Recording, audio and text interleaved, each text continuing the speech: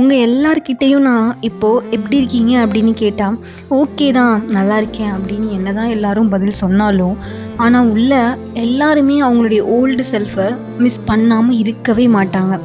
Correct தானே?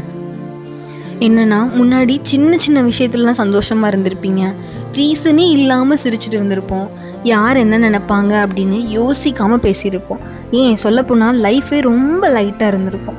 ஆனால் இப்போ எல்லாமே மாறி போச்சுல்ல.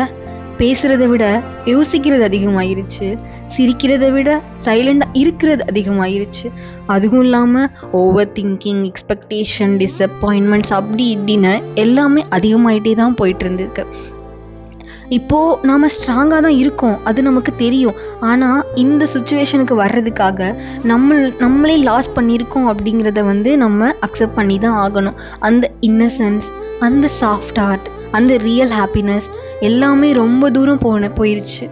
ஆனால் எல்லாமே ஒரு நல்லதுக்கு தான். இப்போ உங்களை ஒரு ஸ்ட்ராங்காக உருவாக்கி கொடுத்துருக்கிறதுக்கு காரணம் அதுதான்.